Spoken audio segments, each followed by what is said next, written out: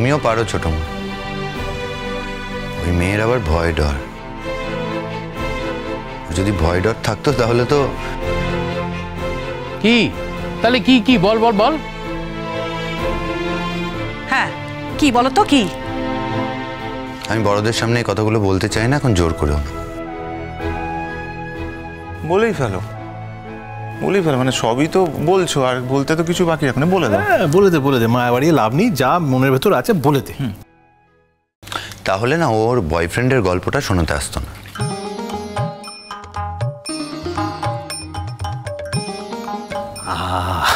বুঝতে পেরেছি, ওইটাই তোর রাগের আসল জায়গা না? আমি কিন্তু সাপোর্ট করি সোনাদাকে এই বিষয়ে। মানে আমার বউ যদি সবসময় না সারাক্ষণ কানের কাছে মানে বয়ফ্রেন্ড বয়ফ্রেন্ড করতো, মাথা গরম হয়ে যেত আমার। আমি বলেছি না আমি কি করব, গুলি একেবারে খুন করে দিতাম আমি। সোনাদা ভদ্র মানুষ, এসব কিছু বলতে পারছে না, ভেতরে তো রাগটা হচ্ছে না, দুমদাম বেরিয়ে পড়ছে লাভা আগ্নেয়গিরির। না, এটা ভুল ধারণা। আমি শুধুমাত্র বলতে চাইছি যে মেয়েটি একটি বেয়াদব মেয়ে। হ্যাঁ, তুই ওকে বেয়াদব বলে মনে করিস, আবার যখন আমাদের কোনো বিপদ হয় তখন ওকেই তুই সাহারা বলে মনে করিস। দেখ, তোর সঙ্গে না ফালতু কথা বলে আমি সময় নষ্ট করতে চাই না। পুটুদি যেটা বললো সেটাই ফাইনাল, সেটাই মেনে চলবি। শুধু পুটুদি নয়, আমরা যারা বাড়িতে আছি, আমরা বাড়ির সবাই বলছি যে গুনগুনের সঙ্গে তুমি কখনো খারাপ ব্যবহার করবে না। তোমার যদি কিছু বলার ছিল ওর মাকে বলতে পারতে, আর ওর মাকে তো দু কথা তুমি শুনিয়ে দিয়েইছো। সত্যি কথা বলতে কি তুমি তো চুপ করে ছিলে না, তাই তো মাকে যথেষ্ট কথা শুনিয়েছো। তুমি দু চার কথা শুনিয়েই ছাড়লে, শেষকালে উনি না পেরে চুপ করে রইলেন। তারপরেও তোমার রাগ গেল না, গুনগুনকে ফোনে দুমদাম কথা শুনিয়ে দিলে। কিসের এত রাগ গো তোমার গুনগুনের ওপর? না, আমি বুঝতে পারছি না, মেয়েটাকে কি কোনো কথাই বলা যাবে না? মানে অন্তত ওকে তো এটা বলা উচিত যে ওর মা ভবিষ্যতে যেন আমাদের বাড়িতে এসে এরকম ব্যবহার না করে। দেখো, বুদ্ধি দেখো, মেয়েটা মাকে বলবে আর ওই ওই ওই মহিলা তার মেয়ের কথা শুনবে, তো সেটা মনে হচ্ছে। তাই যদি হতো না, তাহলে ওই কৌশিকবাবুকে ছেড়ে ওই মহিলা গিয়ে অন্য খাটে গিয়ে থাকতো না, কিছুতেই থাকতো না, ভালো করে সংসারটা করতো। সংসারের ঘোর প্যাচ তো বুঝলে না, খালি ওপর থেকে কথা বলো, ওপর থেকে। জায়গায় জায়গায় যা হওয়ার হয়ে গেছে, আমি বলে দিয়েছি। শোনো বাবিন, আমি তোমাকে শেষবারের মতো বলে রাখলাম, হ্যাঁ, আমি যেন আর কখনো না দেখি তুমি মেয়েটাকে অপমান করছো, বুঝেছো? আর যেন বলতে না হয়। অন্যায় করলে তো বলবো পুটু পিসি, 1000 বার বলবো। হ্যাঁ, আরে অন্যায় করলে মানে? অন্যায় করলে মা অন্যায় করলে তুই মেয়েকে বলবি? ভাবিন, আমি তোমাকে খুব সিরিয়াসলি বলছি, তুমি বাড়ির সবার সামনেই বলেছো যে তুমি গুনগুনকে আর কখনো হেনস্থা করবে না। হ্যাঁ, যদি সে কোনো অন্যায় করে তাহলে অবশ্যই তুমি তাকে শাসন করবে, বকাবকি করবে, কিন্তু তার একটা মাত্রা থাকবে। তুমি এমন কোনো শাসন করবে না যাতে মেয়েটা মনে দুঃখ পায়। এটা তোমাকে বুঝতে হবে, বিবেচনা করতে হবে। তুই জানিস না তোর জ্যাঠাই কোনোদিন আমাকে মনে আঘাত দিয়ে কোনো কথা বলেনি, কোনোদিন বলেনি, ভুলেও বলেনি, কোনোদিন অসম্মান করেনি, কোনোদিন আমার সঙ্গে ঝগড়া করেনি। ঝগড়া কি জিনিস আমি তো জানি না। সেই জন্যই তো বলছি, তোমার যেটুকু অনুসরণ করো তাহলে দেখবে সব ঠিক হয়ে গেছে, কোনো কিছু তোমায় ভাবতে হবে না। হ্যাঁ, ও এখন সুবিধা মতো আমাকে একাত নেওয়া হচ্ছে নাকি? মা, এক হাত নিলুম কোথায়? কিনে ভেজো, আমি এক হাত নিলুম? ও কি বলছে? একেবারে না। হ্যাঁ না, বড় বৌদি, সব সময় তুমি আমার দাদার নামে খারাপ কথা বলবে না, তোমাকে বলে দিল। তুমি সব সময় শুধু খারাপ কথাগুলোই বলো। কই, এটা তো বলো না যে দাদা পছন্দ না করে দিলে তোমার শাড়ি পরা হয় না। দাদার যতই কষ্ট হোক তোমার সঙ্গে দোকানে না গেলে তোমাদের দুজনের যাওয়া হয় না, ওই কথাগুলো তো বলো না। হ্যাঁ, সব সময় শুধু খারাপ কথা না। আমাদের চোখ কান খোলাই আছে, সবই শুনি সবই দেখি, সে বদ্দি যাই বলুক না কেন। কি বল ছোট? হ্যাঁ তাই তো, তোমরা কেউ রাগ করো না, তবে আমি একটা কথা বলছি, বাবিন কিন্তু ওই একই পথে হাঁটছে আর কি। হ্যাঁ হ্যাঁ হ্যাঁ, এটা তুমি কি বললে ছোট বউ?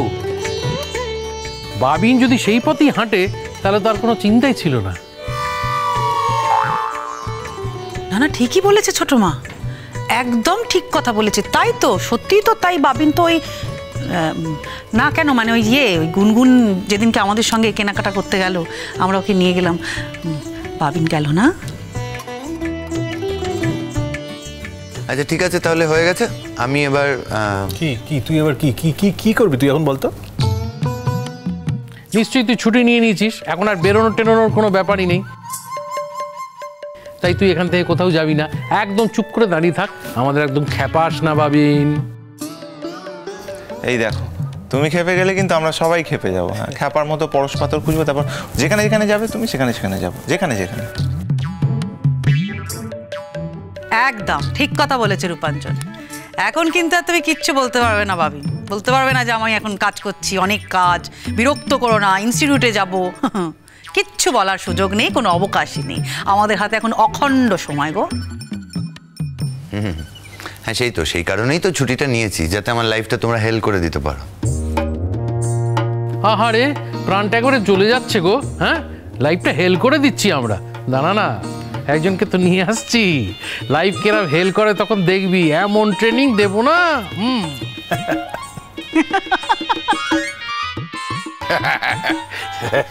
এই দাদা, এই আমার গান বাজনার ব্যাপারটা, মানে আর কি বাজেটটা আর কি, মানে আমি অনেককে নেমন্তন্ন করে ফেলেছি সঙ্গীতের দিন। হ্যাঁ, তুমি তো অনেককে নেমন্তন্ন করে ফেলেছো। শেয়াল কুকুর কাউকেই তো বাদ দাওনি। ওরাই যে তোমার প্রকৃত গানের সমজদার। এই এই এই এই কথাটা তুই আমাকে বললে, এই কথাটা আমাকে বললো। তুই হাসছিস, তুই হাসতে পারছিস?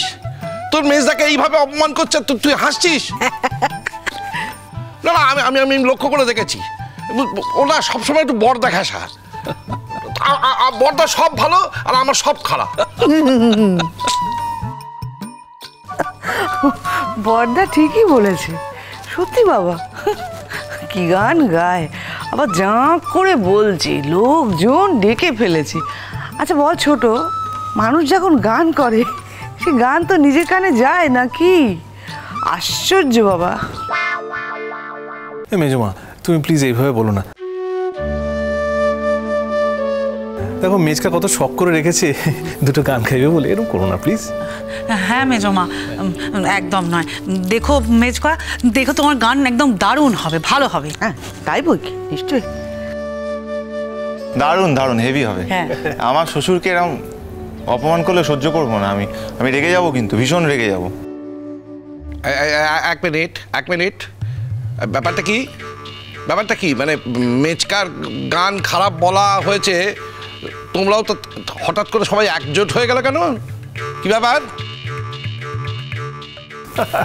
কি থাকবে মেজকা, আমার মেজকাকে এরকম ভাবে বাজে বাজে কথা বললে আমাদের বুঝি কষ্ট হয় না? হ্যাঁ বলো না। ভীষণ কষ্ট। হ্যাঁ,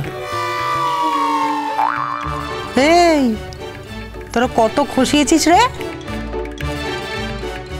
খুশিয়েছি? হ্যাঁ, সত্যি কথা বল বাবিন। হ্যাঁ, আমি এসবের মধ্যে থাকিও না, জানিও না। না, উনি তো সাধু পুরুষ, উনি এসবের মধ্যে থাকেনও না, জানেনও না। হ্যাঁ,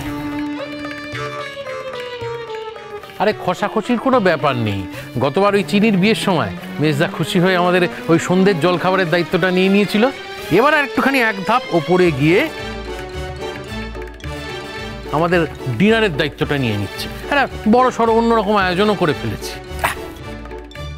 বাবা, বুঝতে পেরেছি ছোট্ট করবো, তাই তো বলি, ওই জন্যে বুঝলি। তোমার মেজদার গানের সুখ্যাতি করিনি, তাই জন্য বড্ড গায়ে লেগেছে, নিন্দে করে ফেলেছি, তাই না? ও সকলে মিলে হাসা হচ্ছে।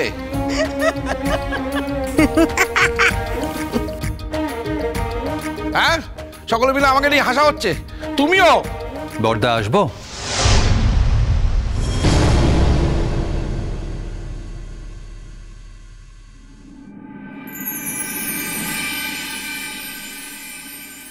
কবে ডুবে গেছে গোধূলির চরাচর, আকাশে উড়তো সোনালি ডানার চিল, হাওয়া বদলের গল্পের হাত ধরে শব্দরা খুঁজে হারানো মন তুমি। খড়কুটো খড়কুটো স্রোতের উজান স্রোত ভাটিয়ান, স্রোতে ভাসে খড়কুটো, সময় নদীতে উথাল পাথাল, পুরো ঘুড়ি ছেঁড়া সুতো, শোনা হয়ে যায় পুরনো দুয়ার, ঘর বাড়ি চেনা মুখ, স্রোতের সন্ধ্যা স্রোতের আজান, স্রোতের দুঃখ সুখ। খড়কুটো খড়কুটো স্রোতে ভেসে যায় খড়কুটো। কেমন আছো মেঘমালা? কোন উত্তরটা পেলে তুমি খুশি হও সুকল্যাণদা? যে আমি খুব খারাপ আছি?